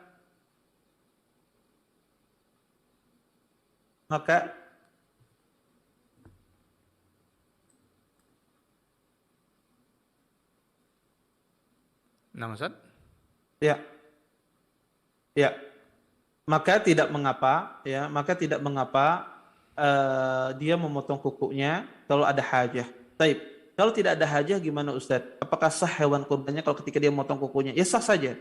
Ya, sah saja hewan kurbannya karena tidak ada kaitan antara sah hewan kurban dengan memotong kuku. Ya tidak ada kaitannya. Kalau ada orang misalnya tidak ada kebutuhan, tidak ada keperluan, dia potong rambutnya, dia potong kukunya misalnya, kemudian sah nggak hewan kurbannya? Sah saja. Tetapi orang yang memotong kuku, yang memotong rambut, ini menyelisih sunnah Nabi SAW karena sunnahnya kita tidak memotong kuku. Tetapi kalau ada hajah tadi karena takut memudaratkan, luka tersangkut-sangkut, ya, yang akhirnya menyebabkan beliau tidak nyaman, tidak enak, maka boleh dia potong kukunya. Dan ini tidak mempengaruhi hewan kurbannya. Kemudian masalah yang kedua tadi yang beliau tanyakan adalah masalah tadi saya lupa. Yang kedua tadi apa namanya? Hewan kurban Ustaz makan sebelum hewan kurban disembelih. Makan ketika sebelum hewan kurban disembelih boleh tidak? Boleh, ya. Tidak ada masalah. Kalau makan tadi saya jelaskan kalau seandainya lama hewannya disembelih lama, maka nggak apa-apa Anda makan setelah sholat, ya setelah sholat atau sebelum sholat. Kalau seandainya itu menimbulkan mudarat bagi Anda karena menyusui, tidak bisa tahan lapar, maka tidak apa-apa juga Anda makan sebelum sholat. Karena itu sunnah, dan sunnah itu boleh ditinggalkan ketika ada hajah. Ya ada hajah, seperti Anda ibu yang menyusui, apalagi anaknya mungkin keras nyusunya, kencang nyusunya, ya maka butuh ibunya gizi yang banyak, maka tidak mengapa juga kalau seandainya dia makan sebelum sholat. Maka ini ada hajah dan insya Allah Anda mendapatkan pahala karena Anda ma'dzur, ya dikasih uzur karena dalam kondisi menyusui. Wallahu taala a'lam. Nah, terima kasih jawaban dan nasihat dari Ustaz. Mudah-mudahan dapat dipahami oleh sahabat Hidayah yang bertanya melalui pesan singkat di kesempatan yang berbahagia ini. Baik, berikutnya kami undang Anda semuanya kembali di 08117530.000. Baik Ustaz, kita angkat penelpon berikutnya. Halo, Assalamualaikum. Waalaikumsalam. Dari siapa di mana Ibu? Dari hamba Allah di Panam, Pak. Baik, silakan dengan pertanyaannya, Ibu. Gini, saya mau nanya, ada satu jamaah, dia waktu puasa umrah mengikuti ketentuan Arab Saudi. Tapi sholat idnya dia mengikuti peraturan pemerintah. Apakah itu boleh atau apa hukumnya ya Ustaz? Baik. Itu aja Ustaz. Jazakumullah khair. Assalamualaikum warahmatullahi wabarakatuh. Waalaikumsalam warahmatullahi wabarakatuh. Nah, Ustaz. Ya, jazakallahu khairan atas pertanyaannya. Kalau ditanyakan boleh apa tidak, ya boleh, tidak ada masalah. Karena khilaf tentang masalah Idul Adha, puasa Arafah itu lebih ringan khilafnya ketimbang masalah khilaf tentang masalah hari raya. Maksud saya, hari raya itu pendapat yang paling kuat adalah mengikuti pemerintah. Ini pendapat yang paling kuat, ya. Mengikuti pemerintah, ya. Ada pendapat yang mengatakan boleh menyelisih pemerintah dan semisalnya, maka ini pendapat yang lemah, ya, pendapat yang lemah. Tapi berbeda dengan masalah berpuasa di hari Arafah. Berbeda dengan masalah puasa di hari Arafah. Ini khilafnya kuat. Ya, khilaf tentang masalah kapan puasa di hari Arafah. Apakah berpuasa pada tanggal 9 di negaranya ataukah berdasarkan orang wukuf di Arafah di Mekah. Nah, asal khilaf ini bermula adalah khilaf ulama tentang masalah matalik, ya. Apakah jika satu negara melihat bulan, negara lain wajib mengikuti? Apakah setiap negara memiliki ru'yahnya masing-masing? Ini asal khilafnya semacam ini. Bagi yang mengatakan kalau satu negara melihat bulan, wajib negara lain mengikuti, maka otomatis mereka mengatakan kalau Anda puasa hari Arafah, puasanya berdasarkan orang wukuf, tidak berdasarkan tanggal 9 di tempat Anda. Dan ini pendapat sebagian ahlul ilm. Pendapat yang kedua adalah setiap negara memiliki ru'yah masing-masing, tidak mengikuti negara lain. Maka kalau seandainya negara kita berbeda dengan negara Arab Saudi, maka kita mengikuti negara kita. Dan puasa Arafah bukan berkaitan pada tempat orang wukuf di Arafah, tapi berkaitan pada tanggal, yaitu tanggal 9. Maka tanggal 9 ini disesuaikan dengan kondisi di daerahnya masing-masing. Maka dua pendapat ini sangat kuat. Tapi kalau ditanya saya pribadi, mana pendapat yang paling kuat dari dua pendapat ini? Ada pendapat kedua. Seseorang berpuasa sesuai dengan tanggal di negaranya. Apa dalilnya? Dalilnya sangat banyak.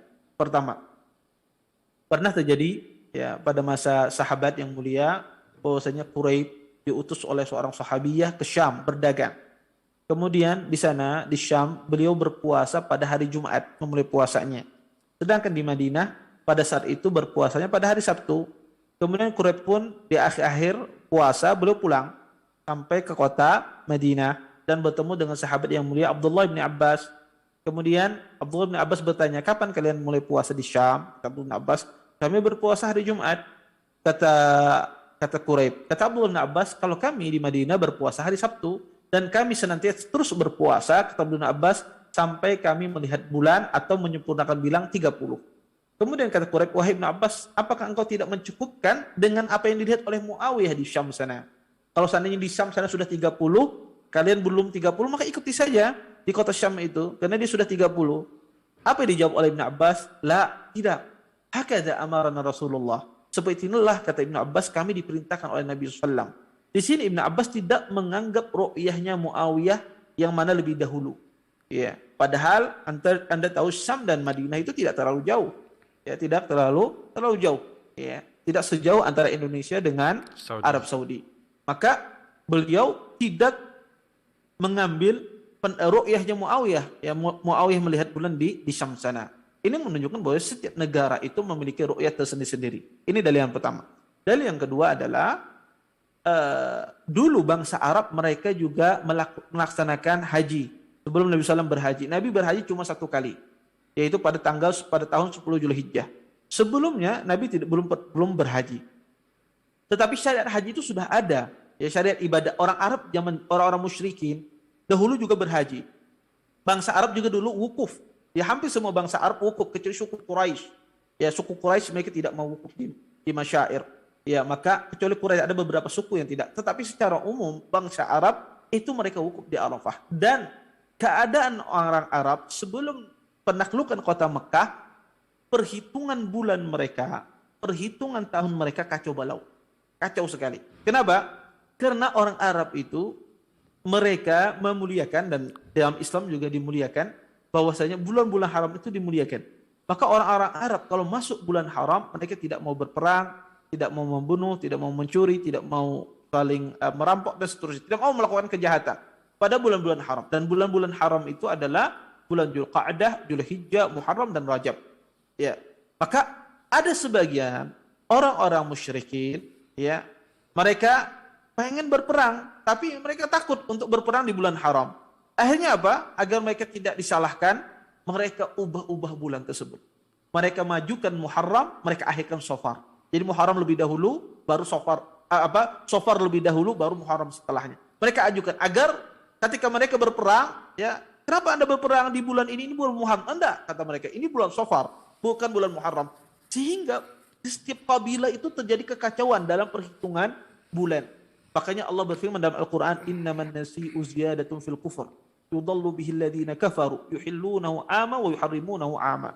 Kata Allah Subhanahu wa taala, adapun orang yang mengakhir-akhirkan, ya, bilangan bulan, ya, ziyadatun fil kufur, menambah kekufuran, kata Allah. Dan orang-orang musyrik itu menyesatkan sebahagian mereka, mengharamkan dalam tahun ini, menghalalkan pada tahun berikutnya, padahal bulan yang sama. Kenapa? Karena mereka ubah-ubah bilangan bulan tersebut. Sehingga kadang-kadang di bangsa Arab pada saat itu, ya, bilangan bulan itu dalam setahun itu bisa 13 bulan. Bisa 13 bulan. Makanya Nabi ketika berhaji beliau berkhutbah, kata Nabi SAW, inna zaman istadara kahayatihi yawma khalaqas samawati wal ard as-sana isna asyar syahra. Kata Nabi SAW, sesungguhnya zaman itu tidak berubah seperti asalnya ketika semenjak Allah ciptakan langit dan bumi. Zaman itu seperti itu waktunya. Dalam setahun itu, kata Nabi, 12 bulan. 12 bulan, tidak ada yang 13 bulan. Kemudian kata Nabi SAW, salasun mutawali, minha arbatun hurum. Di antara 12 bulan itu ada 4 bulan yang dimuliakan, 4 bulan yang diharamkan. Kata Nabi, salasun mutawaliyat, 3 yang berurutan. Dzulqa'dah, Dzulhijjah, Muharram. Iya, Nabi SAW menjelaskan secara teliti dalam hadis ini. 3 bulan berturut-turut, sehingga tidak ada lagi orang main-main pada hitungan bulan ini. Kata Nabi, 3 bulan ini berturut-turut. Jangan ada lagi disisipkan di antara 3 bulan itu bulan yang lain. Dimasukkan di antara 3 bulan tersebut bulan Safar. Sehingga dipahami oleh semua orang pada saat itu. Kemudian Nabi menegaskan lagi, wa Rajab baina Jumada wa Sya'ban. Dan Rajab itu, kata Nabi, antara Jumada dan bulan Sya'ban. Ini jelas sekali penjelasan Nabi SAW. Kenapa Nabi menjelaskan secara detail ini? Karena pada saat itu di bangsa Arab terjadi kekacauan dalam hitungan bulan. Walaupun mereka berhaji, tetapi sebagian mereka terjadi perselisihan di dalam perhitungan bulan. Karena mereka mengubah-ubah hitungan bulan tersebut. Sehingga kita harus tahu di sini. Pada zaman Nabi, sebelum Nabi berhaji, Nabi juga puasa Arafah. Puasa Arafah sebelum Nabi berhaji. Dan Nabi berhaji cuma satu kali. Pertanyaannya, sebelum Nabi berhaji, Nabi pakai patokan mana puasa Arafah?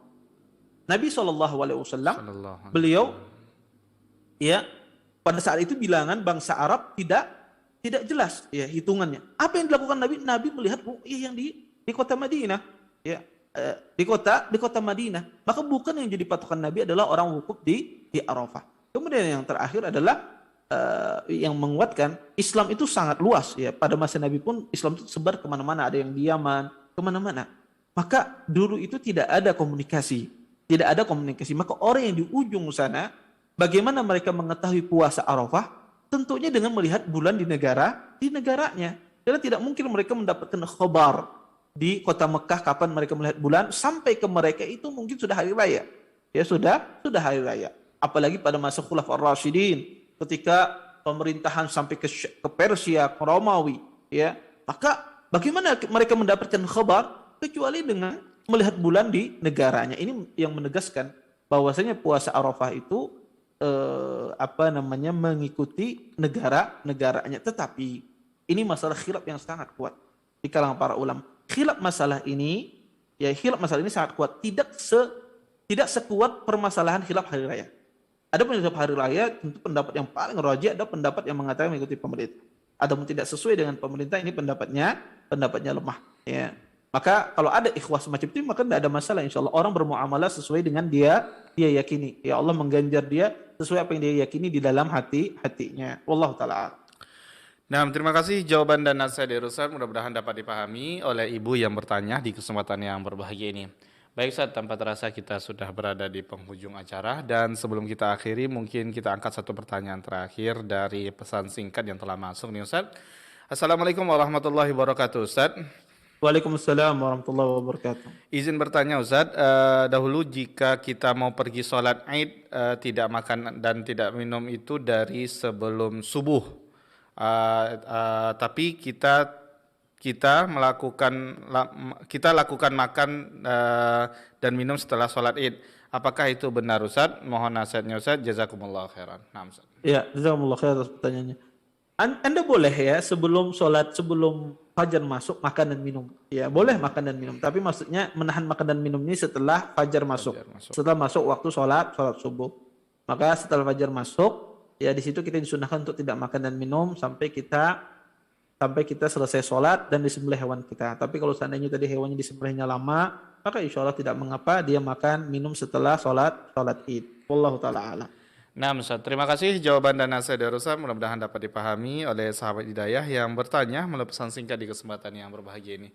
Baik Ustaz, sebelum kita akhiri mungkin ada nasihat terakhir tentang bahasan kita di pagi hari ini Ustaz. Nah.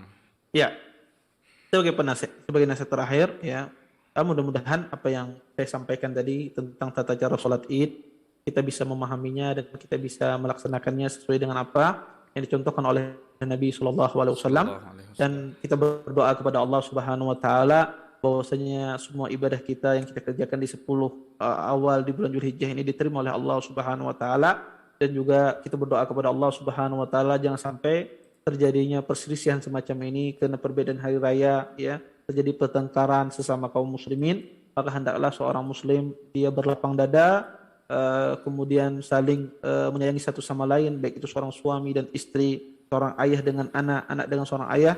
Maka hendaknya dia berlapang dada kalau terjadi khilaf semacam ini. Jangan sampai khilaf semacam ini nanti membawa kepada perselisihan di dalam rumah tangga, di dalam keluarga kita. Dan kita berdoa kepada Allah Subhanahu wa taala agar dilapangkan hati-hati setiap kaum muslimin. Dan akhir ya apa yang saya ucapkan, saya tutup dengan doa kafaratul majlis. Subhanakallahumma bihamdika asyhadu an la ilaha illa anta astaghfiruka wa atubu ilaik. Assalamualaikum warahmatullahi wabarakatuh. Waalaikumsalam warahmatullahi wabarakatuh. Jazakallahu khairan, barakallahu fikum. Kita ucapkan pada Ustaz yang telah memberikan tausiahnya di kesempatan yang berbahagia ini. Mudah-mudahan apa yang telah kita simak bersama baik dari materi dan juga soal jawab mudah-mudahan bermanfaat tentunya bagi kita semuanya. Dan juga kami ucapkan jazakallahu khairan buat tim yang di sana yang telah bekerja sama untuk menyiarkan dakwah kita di kesempatan yang berbahagia ini. Dan mohon maaf bagi sahabat hidayah yang telah mengirimkan pertanyaan melalui pesan singkat dan juga penelpon tidak dapat kami angkat dan kami bacakan karena keterbatasan waktu kita bersama Ustadz di kesempatan yang berbahagia ini. Dan insyaallah ta'ala kita akan kembali bersua bersama Ustadz di pekan yang akan datang dengan izin Allah Subhanahu wa ta'ala tentunya. Baik, sampai di sini kebersamaan kita. Ana Rudi Abu Muawiyah menundur diri dari ruang dengar Anda semuanya. Mohon maaf atas khilafan dan kalfan ana. Baik, menemani Anda semuanya di kesempatan yang berbahagia ini. Kita tutup dengan doa kafaratul majlis. Subhanakallahumma wa bihamdika asyhadu an la ilaha illa anta astaghfiruka wa atubu ilaik.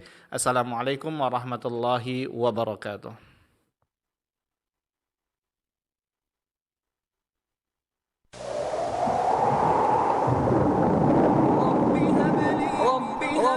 هب لي من الصالحين فبشر